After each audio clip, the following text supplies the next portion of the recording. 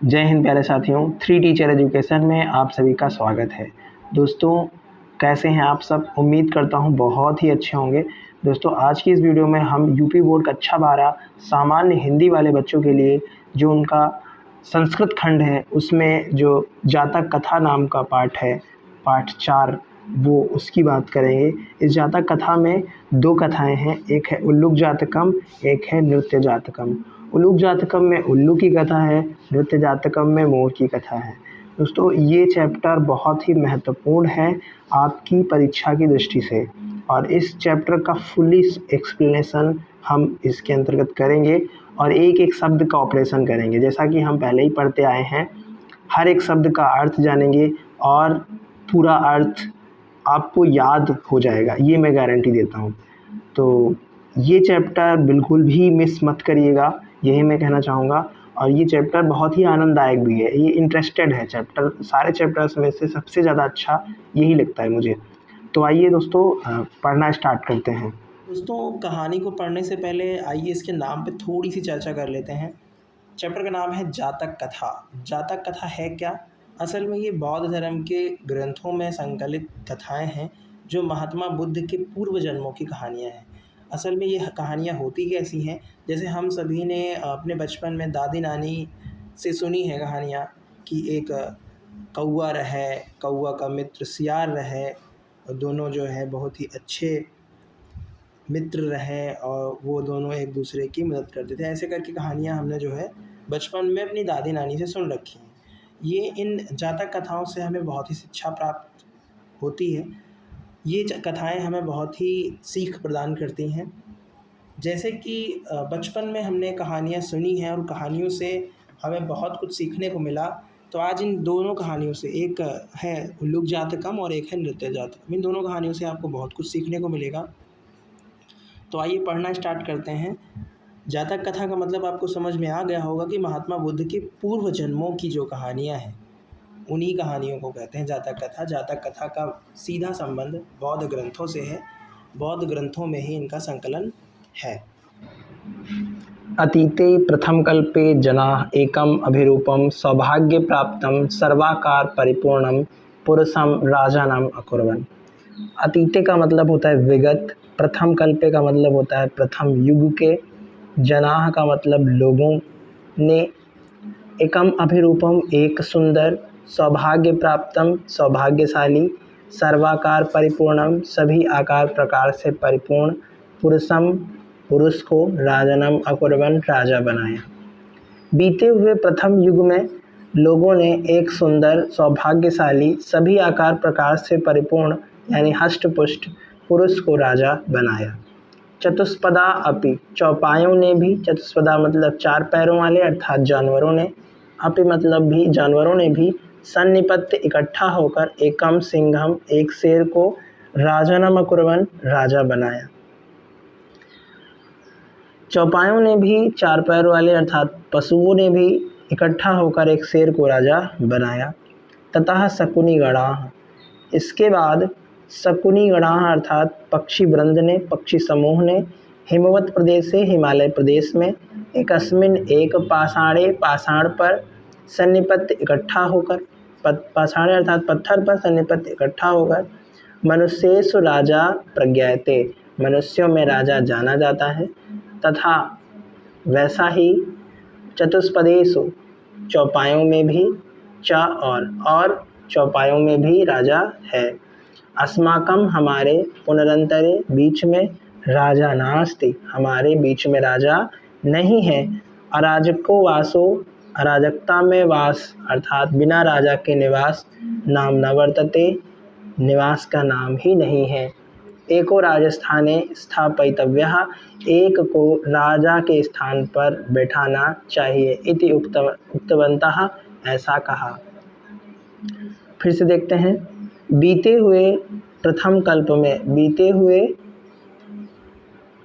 पहले युग में लोगों ने एक सुंदर, सौभाग्यशाली, सभी आकार प्रकार से परिपूर्ण अर्थात हष्ट पुष्ट पुरुष को राजा बनाया। चौपायों अर्थात पशुओं ने भी, अपि भी, सन्निपत इकट्ठा होकर, एकम सिंघम एक शेर को, राजानम अकुर्वन् राजा बनाया। ततः शकुनिगणा, इसके बाद पक्षी समूह ने हिमवत प्रदेश में, हिमालय प्रदेश में एक पाषाण पर, पत्थर पर इकट्ठा होकर कहा, मनुष्यों में राजा जाना जाता है, वैसा ही चौपायों अर्थात पशुओं में भी हमारे बीच में राजा नहीं है, बिना राजा के रहना ठीक नहीं है। एक को यानी एक पक्षी को राजा के स्थान पर बिठाना चाहिए। उक्तवन्तः, ऐसा कहा।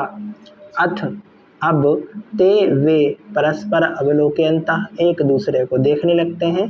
एकम उलूकम, एक उल्लू, दृष्टवा, देखकर, अयम नो रोचते, यह हमें अच्छा लगता है, इत्योचन, ऐसा कहा।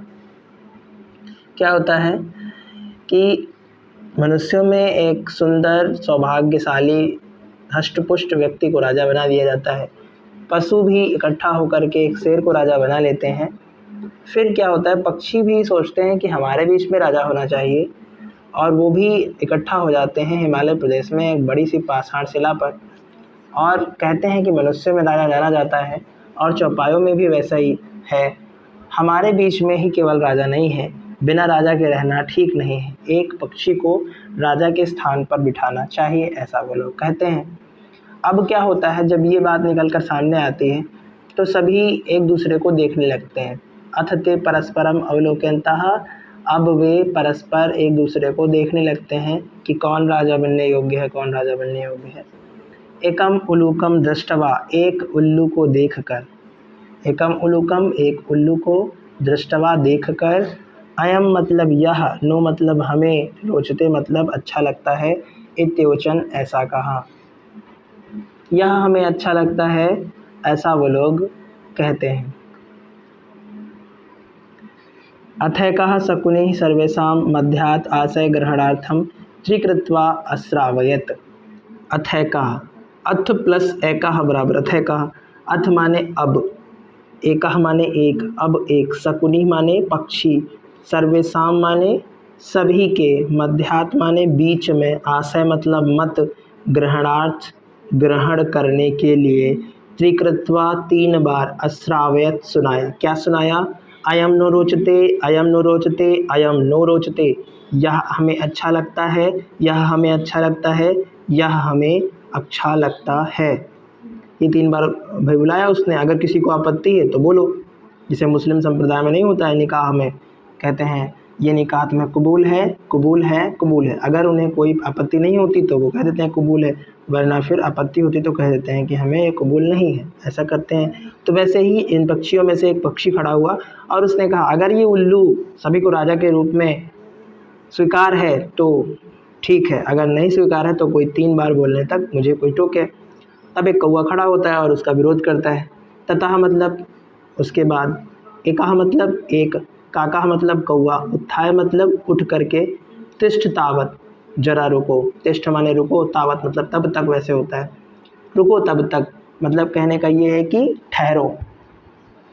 अस्य इसका, एतस्मिन इस, राज्याभिषेक काले राज्याभिषेक के समय, इसका इस राज्याभिषेक के समय, एवं और रूपम रूप, मुखम मुख है। इसका, इसका मतलब किसका? उल्लू का। कौवा कहता है कि इसका इस राज्याभिषेक के समय ऐसा मुख और रूप है, क्रुद्धस्य चा कीदृशम भविष्यति, क्रोधित होने पर, चा मतलब और, कीदृशम कैसा, भविष्यति हो जाएगा। इसका राज्याभिषेक के समय ऐसा मुख और रूप है और क्रोधित होने पर ये कैसा हो जाएगा, मतलब उल्लू का चेहरा इस समय बुझा बुझा सा जैसा लग रहा है, जब ये क्रोधित होगा तो क्या कैसा लगेगा। अनेन ही क्रुद्धेन अवलोकिताः वयं तप्त कटाहे प्रक्षिप्ता तिलाः इव तत्र तत्रैव घनश्यामः। अनेन मतलब इसके, ही मतलब क्योंकि, क्रुद्धेन मतलब क्रोधित होने पर, अवलोकिता देखते ही, वयम हम, तप्त कटाहे गर्म कड़ाही में, प्रक्षिप्ता तिलाः प्रक्षिप्ताः तिलाः, डाले गए तिल की भांति। इव मतलब भांति, तत्र मतलब वहीं, तत्रैव वहीं ही घनश्यामः जल भुन जाएंगे। कौवा ने कहा कि इस रुकिए भाई, हमें आपत्ति है। वो खड़ा होता है और कहता है तिष्ठ तावत्, जरा रुको, रुको तब तक। अस्य एतस्मिन्, इसका इस राज्याभिषेक काले, राज्याभिषेक के समय, एवं रूपम मुखम, ऐसा रूप और मुख है, क्रुद्धस्य च कीदृशं भवति, और क्रोधित होने पर कैसा हो जाएगा। अनेन ही क्रुद्धेन, क्योंकि इसके क्रोधित होने पर इसके देखने से ही, अवलोकिताम देखने से ही, वयम हम सभी, तप्त कटाहे गर्म कड़ाही में, प्रक्षिप्ता, प्रक्षिप्ता का मतलब डाले गए, तिलाह का मतलब तिल, इव तत्र, इव मतलब भांति यानी की तरह, तत्र मतलब वहीं, तत्रैव वहीं ही, घनश्यामः जल भुन जाएंगे। गरम गरम कढ़ाई हो, तेल खौल रहा हो और उसमें जैसे ही जीरा या तिल डालेंगे हम, वो तुरंत ही जल भुन जाएगा। तो वैसे ही कहता है कि ये जो है राज्याभिषेक इसका हो रहा है, इसे खुश होना चाहिए, लेकिन इसका मुख देखो कैसा है, उतरा साफ। ये जब क्रोधित होगा तो कैसा दिखेगा। अगर ये क्रोधित हुआ और इसने हमें देख लिया तो हम सभी का हाल वही होगा कि किसी गर्म कड़ाही में डाले गए तिल की भांति हम सभी जल भुन जाएंगे। ईदृशो, ऐसा राजा, राजा, मह्यम मुझे, ना नहीं, रोचते अच्छा लगता है, इत्याह ऐसा कहा। ऐसा राजा मुझे नहीं अच्छा लगता है। फिर वो इस श्लोक के माध्यम से अपनी बात कहता है। न मे रोचते भद्रम वह उलूकस्यभिषेचनम, अक्रुद्धस्य मुखम पश्य कथम क्रुद्धो भविष्यति। न मतलब नहीं, में मतलब मुझे, रोचते मतलब अच्छा लगता है, भद्रम मतलब श्रेष्ठ, वह मतलब आप सभी का, उल्लूकस्य उल्लू का, अभिषेचनम अभिषेक, अक्रुद्धस्य क्रोधित नहीं होने पर, मुखम मुख, पश्य देखिए, कथम कैसा, क्रुद्धो क्रोधित होने पर, भविष्यति हो जाएगा। मतलब कौवा कहता है मुझे आप सभी श्रेष्ठ लोगों का इस उल्लू का अभिषेक करना अच्छा नहीं लगता है। क्रोधित ना होने पर इसका मुख देखिए, ये जब क्रोधित होगा तो कैसा हो जाएगा।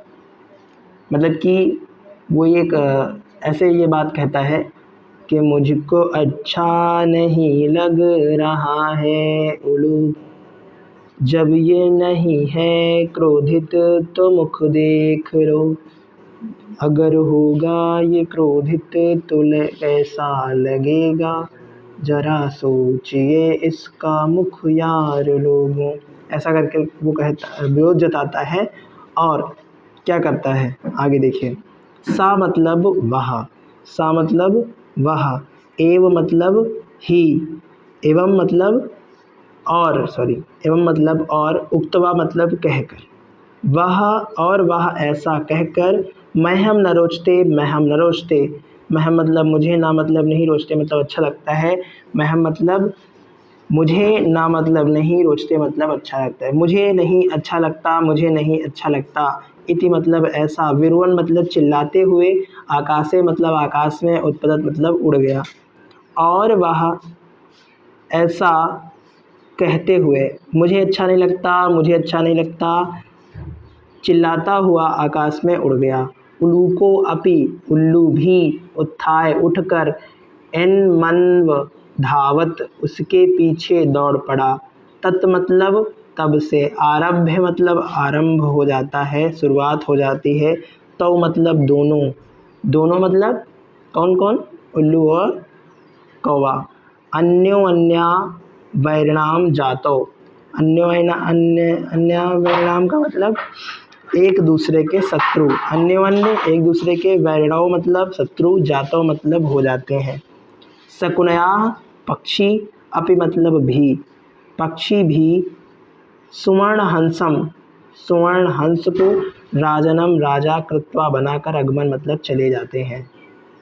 क्या होता है, कौवा फुल विरोध करता है उल्लू के राजा बनाने का, और वह यह कहता हुआ मुझे अच्छा नहीं लगता, मुझे अच्छा नहीं लगता, आकाश में उड़ जाता है चिल्लाता हुआ। उल्लू कौवे के ऐसा करने पर उसके ऊपर क्रोधित हो जाता है और उसके पीछे पीछे उसे मारने के लिए दौड़ पड़ता है। तभी से इन दोनों के बीच में एक दूसरे से शत्रुता बन जाती है। और फिर पक्षी क्या करते हैं, पक्षी भी सुवर्ण राजहंस को राजा बना करके चले जाते हैं। तो ये हो गया उल्लूक जातकम। उम्मीद करता हूँ आपको समझ में आया होगा, नहीं समझ में आया तो एक बार फिर से देख लीजिएगा, समझ में आ जाएगा। आइए आगे बढ़ते हैं नृत्य जातकम। नृत्य जातकम, नृत्य जातकम में किसकी कथा है? नृत्य जातकम में एक मोर की कथा है, और मोर और क्या कहते हैं, हंस पोतिका, उसके स्वयंवर की कथा है। तो ये भी जातकावली से ही लिया गया है। और जातकावली क्या है? जातकावली बौद्ध धर्म का एक ग्रंथ है। आइए पढ़ते हैं। अतीते प्रथम कल्पे चतुष्पदाः सिंहं राजानम् अकुर्वन् मत्स्या आनंद मत्स्यम शकुनयः सुवर्णहंसम्। अतीते मतलब विगत, बीते हुए, प्रथम कल्पे पहले युग में, चतुष्पदा चौपायों ने, सिंहम राजा अकुर्वन् बीते हुए प्रथम युग में चौपायों ने अर्थात पशुओं ने सिंह को राजा बनाया। मत्स्या मछलियों ने आनंद मत्स्यम आनंद मछली को, शकुनया पक्षियों ने सुवर्ण हंसम सुवर्ण हंस को, सुवर्ण हंस अर्थात सोने के रंग के हंस को राजा बनाया। अर्थात बीते हुए प्रथम युग में चौपायों ने, पशुओं ने सिंह को राजा बनाया, मछलियों ने आनंद मत्स्य को, आनंद मछली को राजा बनाया, पक्षियों ने स्वर्ण हंस को बनाया।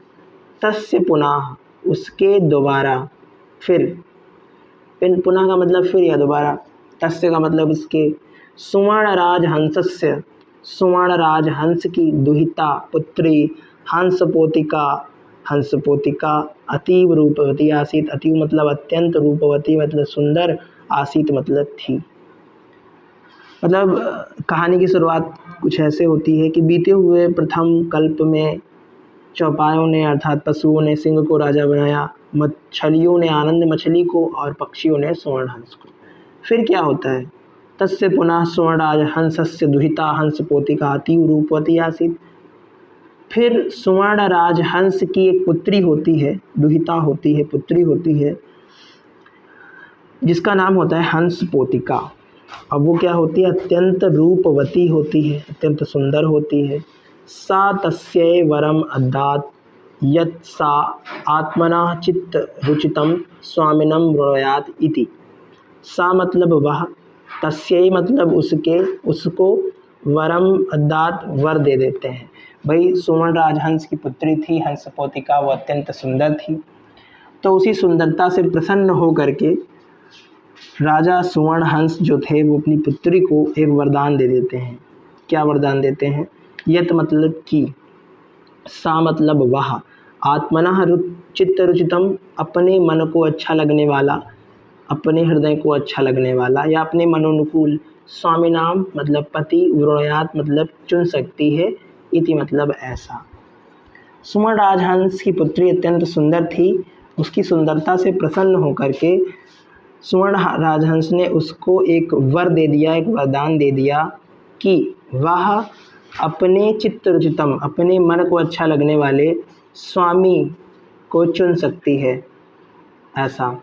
हंसराज तस्यै वरम दत्वा, हंसराज ने, तस्यै मतलब उसको, वरम मतलब वर, वरदान, दत्वा मतलब देकर, हिमवती हिमवत प्रदेश में, हिमालय प्रदेश में, शकुनी संघे, शकुनी अर्थात पक्षी, संघ अर्थात सभा को, पक्षी सभा को सन्निपत इकट्ठा किया। नाना प्रकारः हंसमयूरादयः शकुनी गणाः समागत्य एकस्मिन् महती पाषाणतले सन्निपतन्।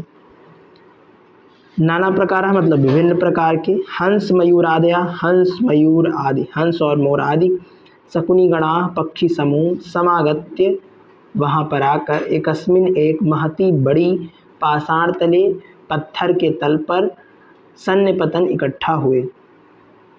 हंसराज अपनी पुत्री को वर दे करके हिमवत प्रदेश में एक पक्षी सभा को एकत्रित करते हैं, जहाँ पर विभिन्न प्रकार के हंस, मयूर यानी मोर आकर के और पक्षी गण आकर के वहाँ पर एक बड़ी सी पाषाण शिला पर एकत्रित हो जाते हैं।